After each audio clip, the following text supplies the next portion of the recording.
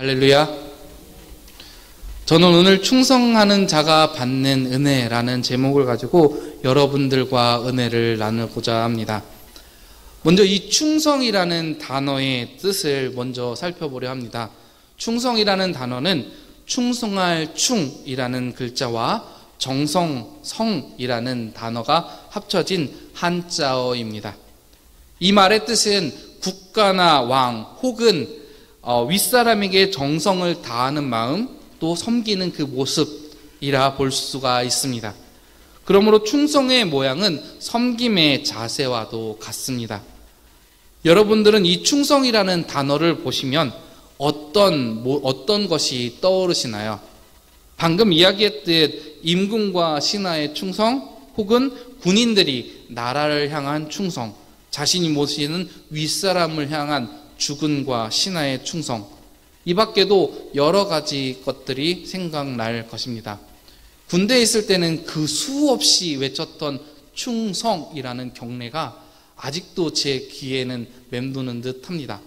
그리고 어느 곳에 가서든지 충성이라 경례라면 아직도 제 자세는 뻣뻣하게 각이 잘 잡혀 있다고 자부할 수 있습니다. 이렇듯 충성은 어떤 대상을 향하여 하는 것이 바로 충성입니다. 이 말은 충성은 혼자 할 수 있는 것이 아니다라는 것입니다. 충성은 충성할 대상이 필요합니다. 충성할 대상이 있어야 비로소 제대로 된 충성을 할 수 있다라는 것입니다. 그렇다면 우리는 하나님 앞에 충성된 사람들이 맞죠? 여러분 중에 하나님 앞에 충성된 자가 아니다라고 하시는 분들은 아마도 없으실 것입니다. 오늘 부른 찬송가 333장 충성하라 죽도록 충성하라 끝까지라는 이 가사 제목처럼 가사 말처럼 하나님을 향한 우리의 충성은 우리의 온 마음과 정성을 다해 그리고 내 생명까지도 온전히 우리 하나님께 맡기고 따라야 하는 것입니다. 저는 오늘 본문을 통해서 이렇게 하나님께 충성하며 또 충성하는 자가 하나님께 받을 그 은혜에 대해서, 그 은혜가 무엇인지에 대해서 나누고자 합니다. 먼저 말했듯 충성은 충성할 대상에게 정성을 다하는 것이라는 사전적 의미를 가지고 있습니다. 하지만 충성하다라는 말은 굉장히 좀 추상적인 말입니다. 여러분들에게 당장 하나님께 충성하라라고 한다면 어떻게 충성하시겠습니까? 무엇부터 하나님 앞에 충성하시겠습니까?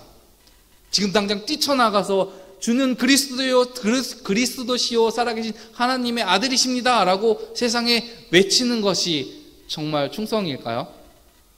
당장 이 예배를 그만두고 뛰쳐나가서 하나님 말씀을 전하고 하나님 위에 살아간다고 열심히 복음 전하는 것, 물론 복음 전하는 것이 하나님 앞에 충성된 일은 맞습니다. 그러나 지금 당장 충성하라라고 하면 어쩌면 우리는 우물쭈물 뭘 해야 될지 모르는 경우가 더 많기도 합니다.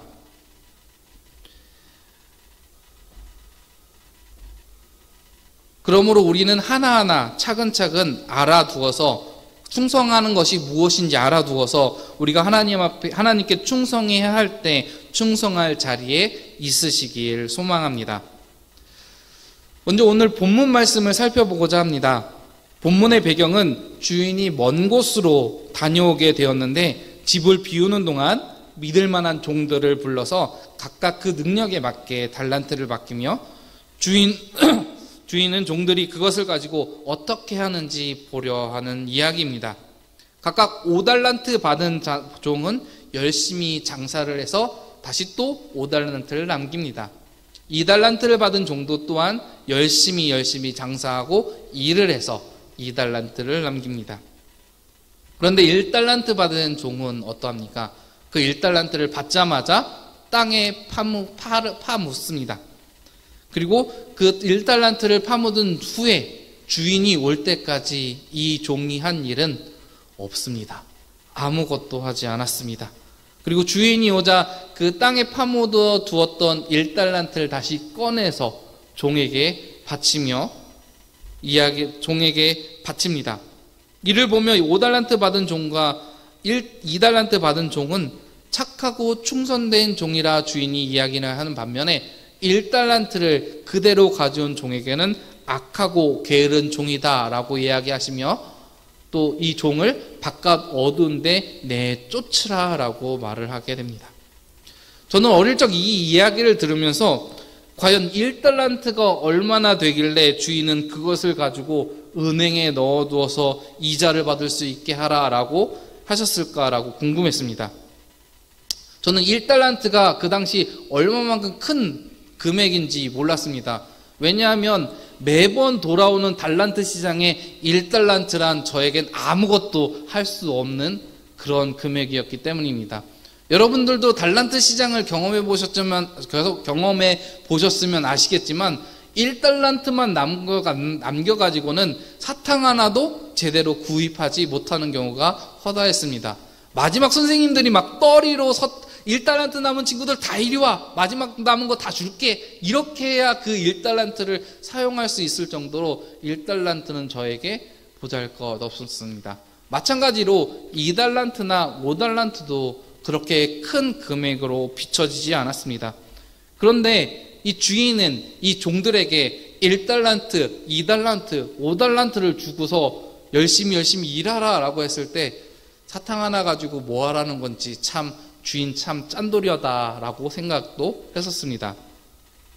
그리고 또 궁금한 점이 하나가 있었는데, 만약 5달란트 받은 이 종이 이 5달란트 받은 걸 가지고 열심히 장사를 했는데, 이번 케이스는 참 잘 돼서 다시 5달란트를 받았으니 10달란트가 되었지, 만약에 장사가 잘 안 돼서 쫄딱 망해서 가지고 있는 이 5달란트마저 모두 잃어서 거지가 되었다면 주인이 과연 이 5달란트 받은 이 종에게 착하고 충성된 종이다라고 이야기했을 수 있을까라는 것이었습니다. 저는 너무 궁금한 나머지 선생님한테 달려가서, 선생님! 5달란트 받은 사람이 만약에 그걸 장사하다가 모두 잃어버려서 거지가 되었으면 하나님께서는 그 주인은 이 5달란트 받았던 이 종을 착하고 충성된 종이라 이야기했을까요? 라고 물어보았습니다. 선생님의 대답은 무엇이었을까요? 선생님께서는 맞아, 그랬을 거야 라고 예스라고 대답을 해주셨습니다. 저는 굉장히 충격이었습니다. 왜냐하면 장사하다 망했다 뻥치고 이 5달란트를 삥땅 쳐서 내 주머니로 이렇게 넣었을 수도 있었고, 물론 열심히 장사를 했어도 항상 돈을 버는 경우가 있지는 않으니까 못 벌어서 5달란트보다 더 적은 금액을 주인에게 바쳤을 수도 있고 혹은 감췄을 수도 있었을 텐데, 그럼에도 불구하고 열심히 일한 이 종을 주인은 칭찬을 했을 거다라고 선생님께서 이야기를 해 주셨던 것입니다. 왜일까요? 선생님께 물었습니다. 왜요? 거지가 됐잖아요. 혹은 그거를 주인 몰래 감춰뒀을 수도 있잖아요. 근데 왜 종을 칭찬하셨을까요? 선생님께서는 말하기를 달란트를 돈을 벌고 못 벌고의 문제가 아니라 주인에게 충성을 했는지 안 했는지가 중요하기 때문이라고 말씀해 주셨습니다. 그러므로 달란트를 받은 것보다 중요한 것은 충성을 했는가, 충성을 하지 않았는가가 중요하다라고 알려주셨습니다. 그렇게 충성하는 자는 하나님의 칭찬과 축복을 받을 수 있다라고 선생님께서는 저에게 알려주셨습니다.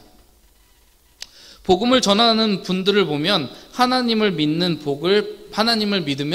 복을 받는다라고 합니다. 맞습니다. 하나님을 믿으면 복을 받습니다. 하나님께서는 우리에게, 믿는 자들에게 분명 축복해 주십니다. 어떤 복을 받습니까? 우리가 하나님께 받을 복, 가장 처음 하나님께 받는 복은 바로 우리의 구원일 것입니다. 그런데 믿지 않는 사람들에게 이 구원의 복은 죽어야 알 수 있는 복이고, 지금 당장 눈앞에 보이는 것은 아무것도 없다라는 것입니다. 또 이것을 보며 속았네, 속았어 라고 하는 사람들도 분명히 있었습니다.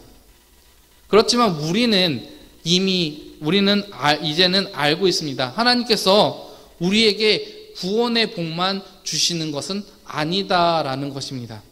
하나님께서 우리에게 구원의 복을 주시면서 우리 안에 구원으로 인해서 죽음을 이기고 우리 안에 주님이 주시는 참된 기쁨을 맛보게 하심으로 인해서 우리의 삶 또한 주 안에서 평안해질 수 있는 이 평안의 복 또한 하나님께서 우리에게 주신다라는 것입니다.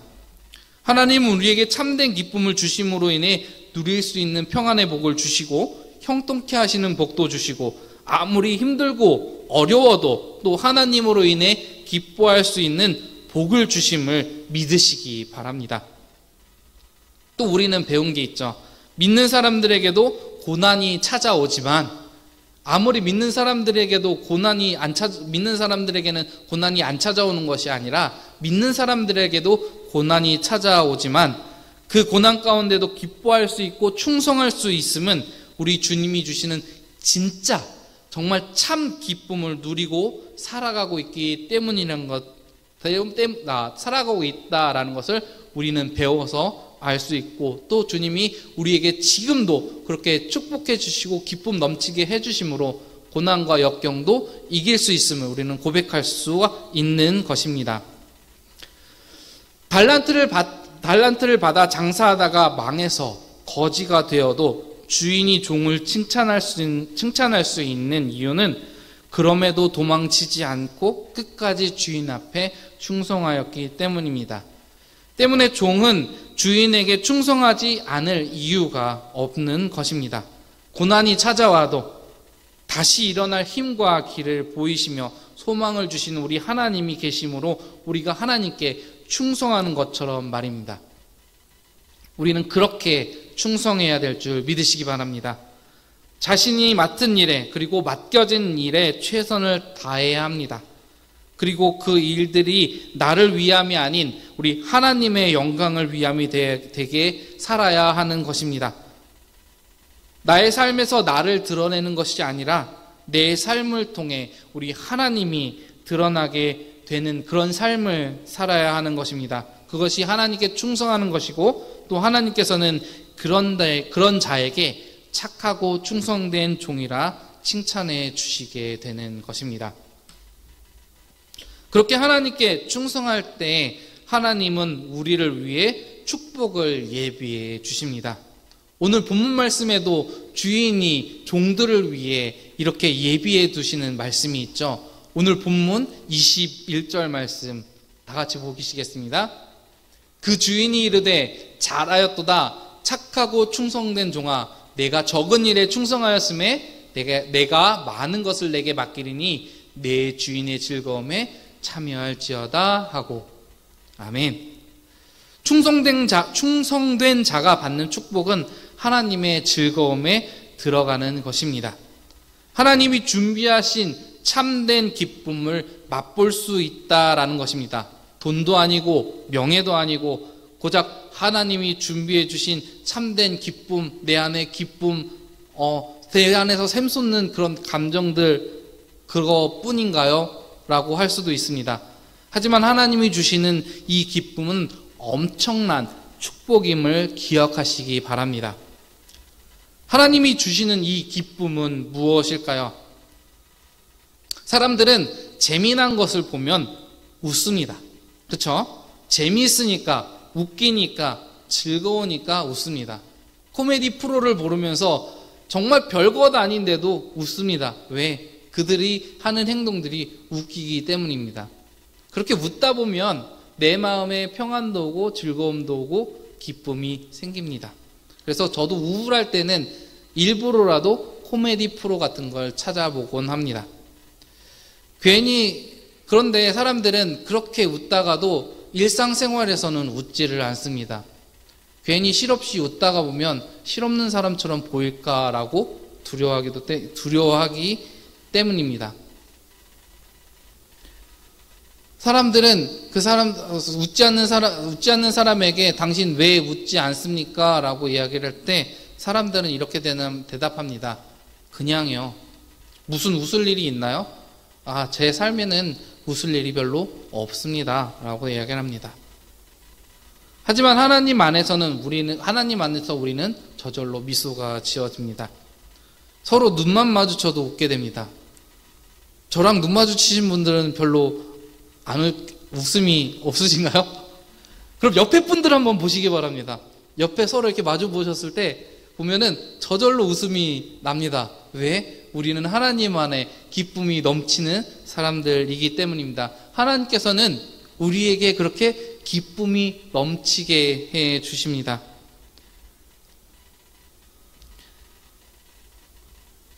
그렇게 웃고 웃으면서 서로 마주 보면서 웃고 찬양하면서 웃고 말씀에 감동해서 또 웃습니다. 그러면 친구들이 저한테 이렇게 비실비실 피식피식 웃는 제 모습을 보면서 친구들이 저한테 한번 그렇게 물어본 적이 있습니다. 너 뭐 잘못 먹었어? 왜 이렇게 웃고 다녀? 그래 친구한테 그랬습니다. 그럼 웃을 일 있지, 기쁜 일 있지. 뭔데? 나 지금 예배 드리고 왔어. 야, 예배 드린 게 그렇게 죄야? 너는 예배 드려봤니? 아니? 그럼 예배 드려봐. 내가 왜 웃는지 알걸? 근데 그 친구를 그렇게 전도를 했는데 지금 뭐 하는지는 모르겠습니다. 근데 정말 하나님 앞에 예배 드리고 돌아가는 우리의 마음은 하나님께서 참된 평안과 기쁨을 주시는 줄 믿으시기 바랍니다. 웃을 수 있다는 것은 우리가 걱정이 없다는 것입니다. 걱정, 근심, 고민, 그런 등등 부정적인 마음은 우리를 더 큰 걱정과 절망에 빠뜨리기 마련입니다. 할 수 있는 것도 할 수 없게 만듭니다. 그러므로 하나님께서는 충성하는 자에게 온전히 충성할 수 있도록 참된 기쁨과 평안을 주시는 것입니다. 고민과 걱정도 하나님께서는 해결해 주십니다. 다시 고난이 와도 해결해 주실 것을 믿기 때문에 더욱 하나님께 충성할 수 있게 되는 것입니다.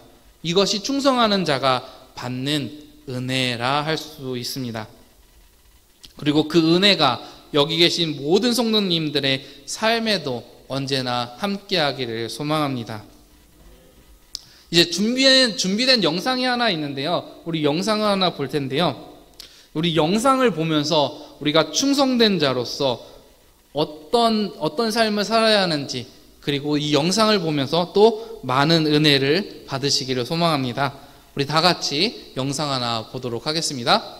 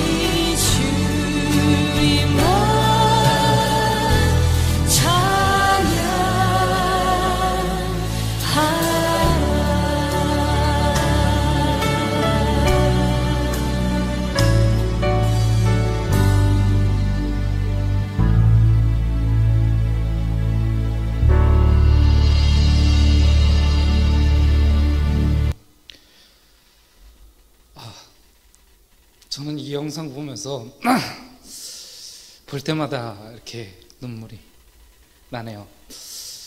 마지막에 주님 앞에 섰을 때 하나님께서는 저에게 또 저런 말씀을 해주실까라는 생각이 가끔씩 듭니다. 이 영상을 보면서 여러분들은 어떤 생각을 하셨습니까?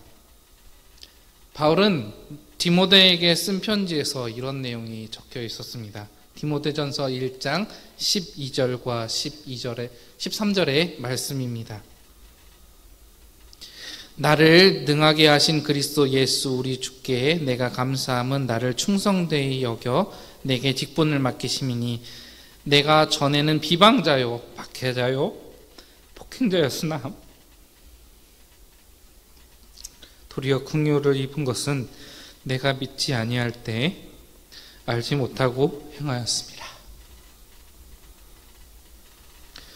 바울은 자신을 비방자요 박해자요 폭행자라 고백합니다. 하지만 그가 예수님 앞에 감사할 수 있는, 그리고 그럼에도 바울을 감사할 수 있는 것은 그럼에도 바울을 긍휼히 여겨주시는 주님이 계셨기 때문입니다. 그러므로 바울은 예수님께 충성하는 사도가 될 수 있었고 예수님도 바울을 충성되게 여겨주셨던 것입니다.